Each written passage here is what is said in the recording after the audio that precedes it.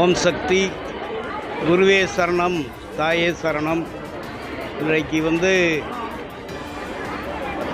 நாலுவேதபதி சித்தர் சக்தி பீடத்திலே ஆடிப்புற மேல்மருவத்தூர் ஆதிபராசக்தி ஆன்மீக இயக்கத்தினுடைய சார்பாக நடைபெறக்கூடிய ஆடிப்புற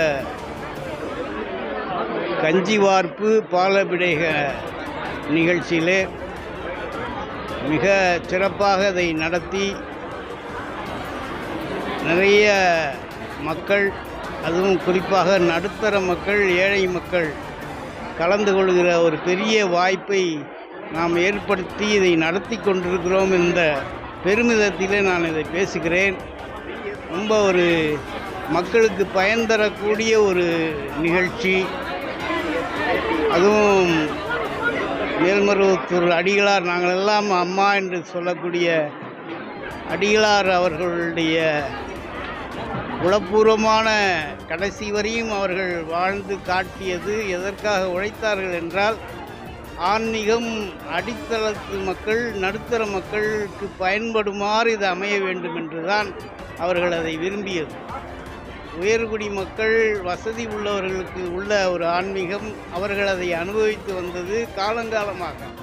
அதை மாற்றி நமக்கு தெரிந்த மொழியிலே மந்திரங்கள், அந்த உபாயங்களை கடைபிடித்து பலனை நாம் பெற வேண்டும். ஒரு சாதாரண ஏழை விவசாயி அந்த பலனை அனுபவிக்க வேண்டும் என்று அம்மா விரும்பினார். அதுதான் உண்மையான. அதை அவர்கள் நிறைவேற்றவும் செய்தார்.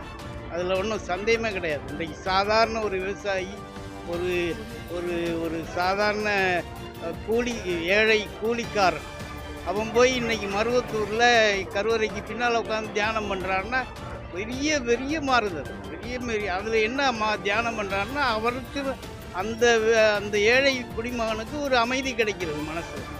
அதனால தான் அவன் உட்காந்து அதில் அந்த அந்த ஒரு சாதனத்தை பின்பற்றுகிறார். அது மாதிரி அம்மா நிறைய பண்ணியிருக்காங்க. அதே மாதிரி மகளிர் முன்னேற்றம், மகளிருக்கு வெறும் வாயளவில் இல்லாமல் செயல்முறையில் அவங்க செஞ்சு காமிச்சது இன்றைக்கி கண்கூடா நீங்கள் பார்க்கலாம். நாலுவேதபதி கிராமத்தில் இன்றைக்கி இந்த ஒரு நிகழ்ச்சியில் எத்தனை மகளிர் இருக்கிறாங்க, அதுதான் முக்கியம்.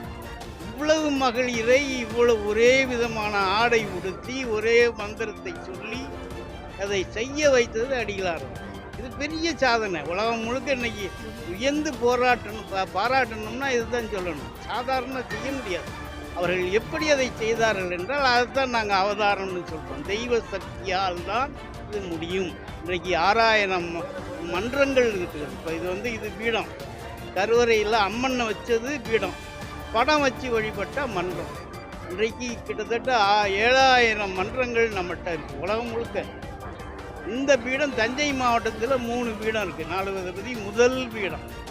அதனால் இன்றைக்கு 33 வருஷம் இந்த பீடத்தில் இந்த மாதிரி நிகழ்ச்சி நான் நடத்துகிறது பெரிய சிறப்பு.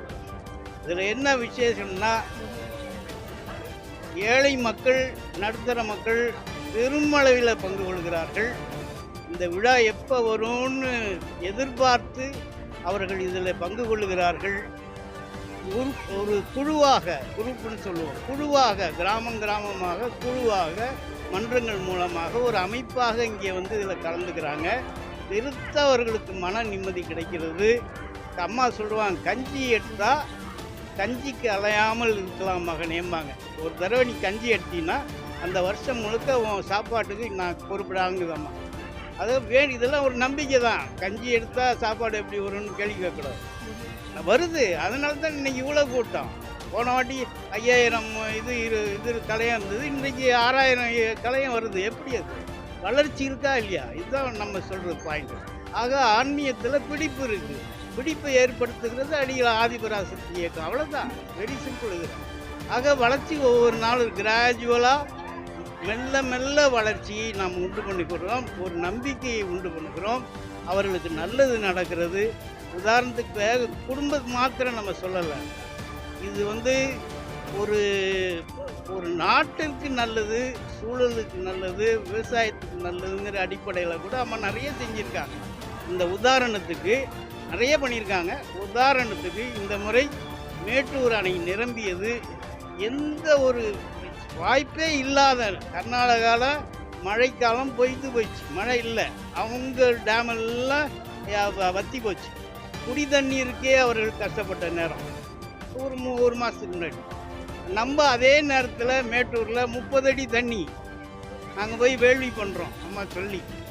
அந்த 30 அடி தண்ணியில் எல்லாம் முடிஞ்சு போய் எங்களுக்கே நம்பிக்கை போய், சரி இந்த வருஷம் தண்ணி இருக்க போகிறதில்லை, காவேரி டெல்டா விவசாயம் ரொம்ப கஷ்டப்பட போகுதுன்னு நினச்சப்ப 2 நாள் கர்நாடகாவில் அவ்வளவு மழைக்காலம் இது எந்த இதுவும் இல்லாமல் அவ்வளவு மழை பெஞ்சு அத்தனை டேமும் நிறைஞ்சி அதில் நிரம்பி வந்த தண்ணி இங்கே வந்து நம்ம மேட்டூர் நீர்பிடிப்பு பகுதியில் உள்ள மழை சேர்ந்து நம்ம மேட்டூர் நிறைஞ்சது மாத்திரமல்ல 120 அடியே தாண்டி மேலே உள்ள தண்ணியெல்லாம் உபரி நீரெல்லாம் இன்றைக்கு கொள்ளிடத்தில் போயிட்டு கடலில் போய் சேருது. நிறைய பேர் கேட்டாங்க, இவ்வளவு வேண்டி தண்ணியை நீங்கள் பெற்று அதை சேமித்து வைக்காமல் கொண்டு போய் கடலில் விழுங்க.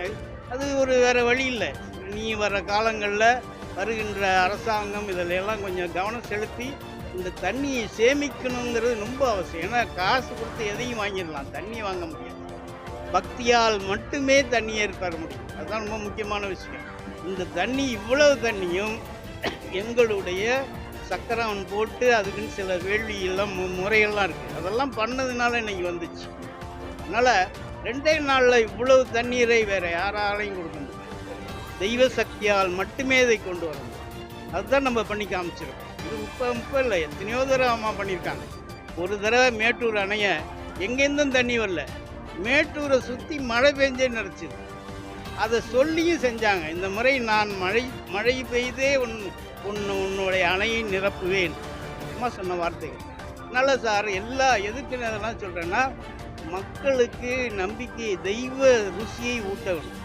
தெய்வ சக்தி இல்லைன்னா, தெய்வ ருசி இல்லைன்னா தர்மம் இருக்காது, எல்லாம் வேறு மாதிரி போயிடும். விஞ்ஞானத்தினால் அழிவு தான் வரும், மனசாட்சி இருக்காது, அதர்மம் அதிகமாக போயிடும். தர்ம வழிகள், தர்மம் செழிக்கணும்னா ஆன்மீகம் இருக்கும். இது இல்லைன்னா அது இல்லை. அது ஆன்மீகம் வளரணும்னா அடித்தளத்து மக்கள் மகளிர் இதில் அதிக அளவில் ஈடுபடணும். அதைத்தான் மேல்மருவத்தூர் ஆதிபராசக்தி இயக்கம் அடிகளார் மூலமாக செய்து இன்றைக்கு நம்பிக்கையை ஊட்டி இருக்கிறார்கள். நன்றி. ஓம்.